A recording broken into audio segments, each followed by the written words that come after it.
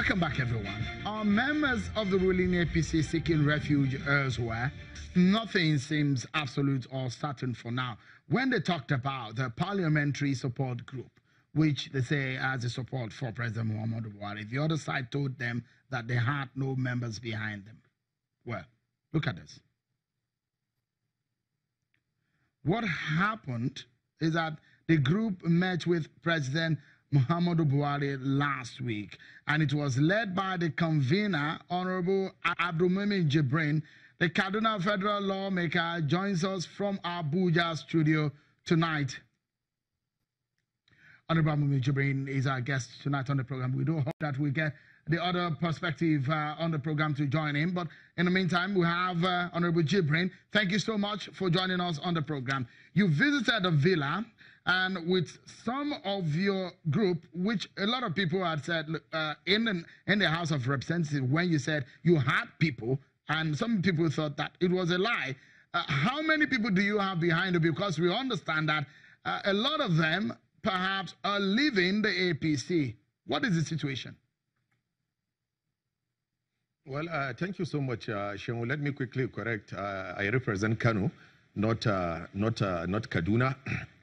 And as you've just mentioned, the parliamentary support group, of course, it's an association of lawmakers who believe in the ideals of Mr. President, who believe in his government, and who believe that he has all it takes to take this country to the promised land.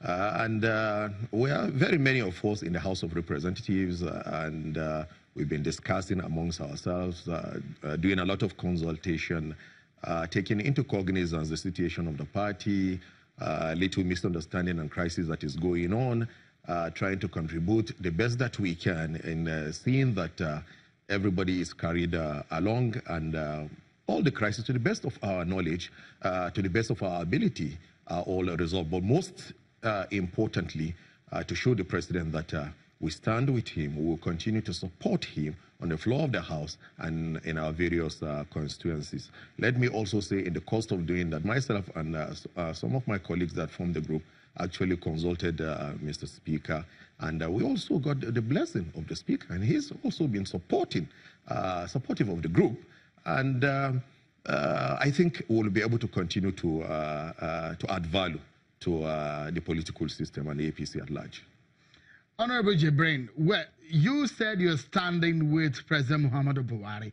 How much of that will count in the coming days is a big question, considering the fact that you and some of your members are probably going to be in the opposition or in the minority, considering what we are hearing. If that is going to be true, the defection or possible movement of some of your members to the other side, do you hear that? And what does this mean for your party?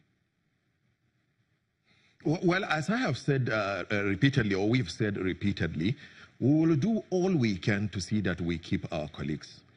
And I listened to Kazim speaking a couple of minutes ago.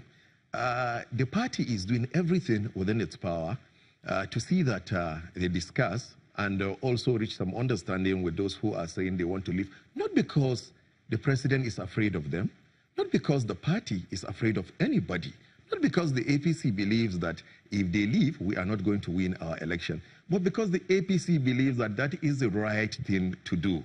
When you have members of your party, they are aggrieved, you don't treat them like outsiders, you go to meet them, talk to them, approach them, listen to their problems, and do the best that you can to resolve it and see if there will be a meeting point. And I actually believe that there will be a meeting point. And we actually want them to stay in the party. But if worst come worst, and after all effort to keep them within the party, and the things are not moving on fine, then we will say, so be it. And I will assure you something, Sean. Forget about all the noise, about everything that they're making. Today, look at all the presidential aspirants, those who want to be president in this country. Show me one presidential aspirant that can confidently tell you he will deliver a state, or there's a particular state that will vote him. Compare him with Buhari, whether you like it or not. No matter the circumstances, no matter the political equation that will happen, I can give you guarantee, take it to the bank. Buhari will deliver Sokoto, Kebbi will vote Buhari, Zamfara, Kano, Katsina, Kaduna, Jigawa, Borno, Yobe, Adamawa, Gombe, Bauchi, Edo, Lagos, Oyo, Osun, Ogun, Ondo, Ekiti. You are talking about the whole of this state. Anybody who is contesting with Buhari, the problem I see for the person is that it's like you're going on a 100-meter race with someone, and the person already have a 50-meter advantage. No any politician living in this country today that can tell you he has a bankable vote of 10 million votes, or he has about 20 states already in his pocket. Show me one of them. Honorable Jibrin, even Rivers, Honorable Jibrin, let me, sorry, if I may butt in here. Sorry, just a moment. Let me quickly ask you this. Worst case scenario, let's paint this. Look, you're pointing out the states and the bank of votes that the president has had in his political history, 10 million, 8 million, 12 million. Well, as it stands right now, if a Senate President Bukola Saraki leaves the APC and the Speaker Yakubu Dogara leaves the APC, do you think that the same thing will happen, the same situation will play itself out for a Buhari candidate? Yes, every situation, we also have our situation room. We also have our various strategy and cells that are analyzing the entire situation. As I have said to you, do not collide me with two of my organs because I don't want to be suspended again on a lighter note. But on a very serious note, we don't want them to leave. But if Saraki leaves, you have about 300,000 votes coming from Kwara. He cannot have the entire 300,000 votes. We'll look at what possibly we'll be losing, and we'll find other places to make it up. I can guarantee you that we are going to have twice the number of votes that we have from the Southwest, that it's united now, determined to ensure that Buhari is delivered, because they also know that after 4 years, it is their turn to continue the good work that Buhari have started. In the Southeast, take a look at it. Forget about the too much talks. Look at it from a very practical perspective. There's an inroad of APC into the Southeast. Uzo Kalu and the rest, all they are working day and night to see that the party delivers very well. Imo State is going to APC. And I can assure you, despite all what the Abuja politicians are shouting and the rest, systematically, Oshomole and his team and a lot of other members of the new crack team that has been formed, they are going in quietly. Today I can confirm to you, and you come back to this program and say, I've said this to you, there are about 4 to 5 governors of the PDP that are working behind the scene in a cross-party cooperation to vote President Muhammadu Buhari in the election. Okay, so the whole analysis is based on all this. That will bring me to this situation. The whole analysis, Jibrin, if you allow me to come in quickly, because we have a lot of issues to touch on. So let me come in quickly.